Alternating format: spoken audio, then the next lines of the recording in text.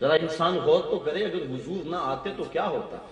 ہم کن کار مذلتوں میں گرے ہوئے تھے۔ یہ ایک الگ مضمون ہے، الگ کہانی ہے، لیکن ذرا دیکھیے کہ آقا کا جوتا دھوپ سے اٹھا کر غلام چھاؤں میں رکھ دیتا ہے تو آقا اس پہ بھی کوڑے برساتا ہے۔ کیوں؟ کیا جرم کیا اس نے؟ کہا تو نے میرے اذن کے بغیر میرے جوتے کو ہاتھ کیوں لگایا؟ تیرے ہاتھ اس قابل کب ہوئے تھے کہ مجھے پوچھے بغیر میرے جوتوں کو ہاتھ لگا سکے؟ وہ کہتا ہے خراب ہو رہے ہیں جوتے اور اس لیے میں نے ان کو ذرا چھاؤں میں منتقل کیا۔ لیکن آقا اس کی اس بات کو، چونکہ وہ سمجھتا ہے کہ اس کے اندر عقل نہیں ہے، تبھی تو یہ غلام ہے، وہ اس کو قبول کرنے کو تیار نہیں، اور اس کو غلام کی خود سری اور تکبر اور تمرد شمار کر رہا ہے۔ اقبال علیہ الرحمہ نے کہا تھا نا، غلامی کیا ہے ذوق حسن و زیبائی سے محرومی، جسے زیبا کہیں آزاد بندے ہیں وہی زیبا، بھروسہ کر نہیں سکتے غلاموں کی بصیرت پر کہ دنیا میں فقط مردان حر کی آنکھ ہے بینا۔ غلام کی اس بصیرت کو بھی تسلیم نہیں کیا جا رہا کہ اس نے جو چھاؤں میں جوتے رکھے ہیں اس کے پیچھے اس کی یہ عقل کام دے رہی ہے کہ خراب ہو جائیں گے۔ آقا سرے بازار کوڑے برساتا ہے کہ تو متکبر ہو گیا، تجھے پتہ نہیں، اپنی اوقات یاد نہیں رہی۔ یہ ہے انسانیت کی تسلیم۔ اب ایک جملہ کہوں، توجہ چاہوں گا، غلام آقا کا جوتا دھوپ سے اٹھا کر چھاؤں میں رکھنے کا روادار نہیں۔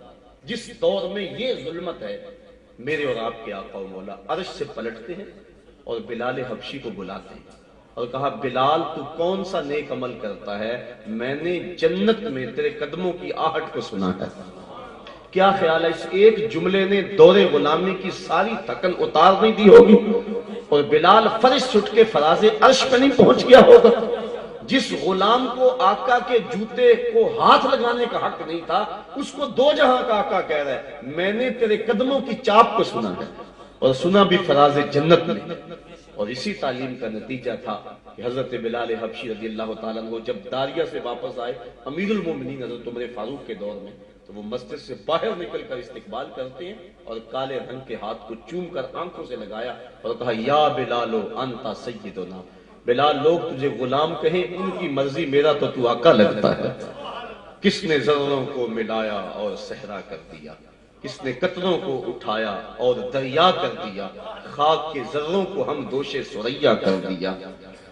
زندہ ہوتے ہیں جو مرتے ہیں حق کے نام پر، کیا نظر تھی موت کو جس نے مسیحا کر دیا۔ تو وہ جس کی حکمت نے کیا یتیموں کو در یتیم۔ غور تو کرو، معاشرے کی ان پامال قدروں کو میرے آقا نے زندگی بخشی اور ہر شخص کو اس کا حق دیا۔ یہ ہماری شریعت کا مزاج ہے۔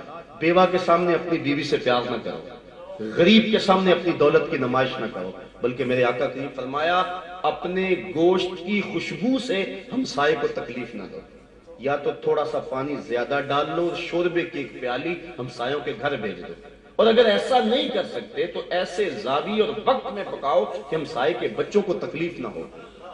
وہ کیا کسی نے کہا تھا نا، دوپہر کو سلا دیتی ہے بچوں کو وہ اس ڈر سے گلی میں پھر کھلونے بیچنے والا نہ آ جائے۔ لیکن کبھی ہم نے اس نقطہ نظر سے دیکھا، ہم نے کبھی ان زاویوں سے سوچا؟ ہم نے تو اپنی دولت کو لوگوں کے لیے عذاب بنا دیا، ہم نے تو اپنی خوشیوں سے لوگوں کے غموں میں اضافہ کیا۔ ہم نے شادی کی، اپنی بیٹی کو جہیز دیا نا، لیکن چار پائیوں پہ بچھا دیا۔ ایک عورت کو کہا جاؤ پوری بستی میں بتاؤ کہ ہماری بیٹی کا جہیز دیکھ جاؤ۔ دیا تو اپنی بیٹی کو ہے، لوگوں کیوں دکھلا رہے ہو؟ داد لینے کے لیے۔ سیٹھ صاحب نے، ملک صاحب نے، خان صاحب نے، چودھری صاحب نے حد کر دی۔ چائے کے کھوکھوں پر، پھٹوں پر، تندوروں پر باتیں ہوں کہ حد ہوگی، بڑا جہیز دیا، اور بیٹیاں جہیز دیکھنے کے لیے آئیں۔ تم نے تو داد لے لی، گلی گلی بات ہوئی، لیکن یہ کسی نے نہ سوچا کہ جو بچیاں جہیز دیکھنے آئیں ان میں یتیم بیٹیاں بھی آئیں، سلیقہ شعار ہیں، خوبصورت ہیں، پڑھی لکھی ہیں، لیکن ان کا رشتہ کوئی قبول نہیں کر رہا۔ تمہارے ترکوں کے حساب سے جہیز جب ان بیٹیوں نے دیکھا جو زخم ان کے کلیجے آیا، اس کا مداوع کس کے پاس ہے؟ تارا ٹوٹتا سب نے دیکھا، یہ نہ دیکھا ایک نے بھی، کس کی آنکھ سے آنسو ٹپکا، کس کا سہارا چھوٹ گیا۔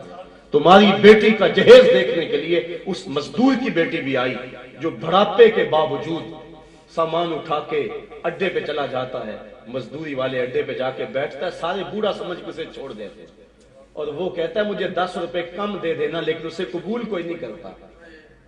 اور آج وہ بیوی کو کہہ کے آیا تھا جو رقم ملے گی اس کا آٹا بھی لے کر آؤں گا۔ اور دوپہر تک جب کوئی اس کو نہیں لے جاتا، مایوس ہو کے جب واپس پلٹتا ہے، کہ آپ اندازہ کر سکتے ہیں اس کے قدم کتنے بوجھل ہوتے ہیں۔ اور گھر کی دہلیز عبور کرنا اس کے لیے پل صراط عبور کرنے کے مترادف ہوتا ہے۔ وہ اپنی بیوی کی آنکھوں سے آنکھیں نہیں ملاتا جب اندر جاتا ہے، اور اندر کپڑے سی سی کے اپنے جہیز تیار کرتی ہوئی بیٹیاں جب اپنے باپ کو یوں خالی آتا ہوا دیکھتی ہیں تو جو زخم اس کے کلیجے میں لگتے ہیں، یہ الگ دکھ رہا ہے، میں اس کو الفاظ کا جامع نہیں دے سکتا۔ تمہاری بیٹی کا جہیز دیکھنے کے لیے اس مزدور کی بیٹیاں بھی آئیں، تم نے تو داد لے لی، لیکن جو کچوکے ان کے سینے پہ لگے اس کا مداوع کس کے پاس ہے؟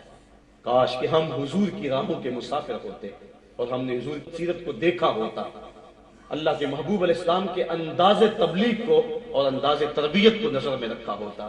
خدا کی قسم عید کے دن کلیجہ پھٹتا ہے۔ ایک طرف تو امیر کا بگڑا ہوا بچہ گولڈن سیب کا ایک کونا کاٹ کے دوسرا کتے کے آگے ڈال رہا ہوتا ہے، اور دوسری طرف بیوہ کا یتیم بچہ چھابڑی لگا کر عید کے دن بھی آلو چھولے بیچ رہا ہوتا ہے۔ بچوں کے جذبات ہوتے، جو غبارے بیچتے بچے ہیں اور جو پانی بیچتے پھرتے ہیں معصوم بچے، ان کا جی بھی چاہتا ہے کہ وہ سکول جائیں، ان کی ماؤں کے بھی ارمان ہیں۔ مائیں اپنے بچوں کو چاند کہتی ہیں، بچپن میں جج کہہ کے پکارتی ہیں، لیکن ان کے جذبات پہ جو بجلیاں گرتی ہیں کبھی ہم نے اس نظر سے بھی دیکھا؟ آئیے مصطفیٰ کے دامن میں پناہ لے۔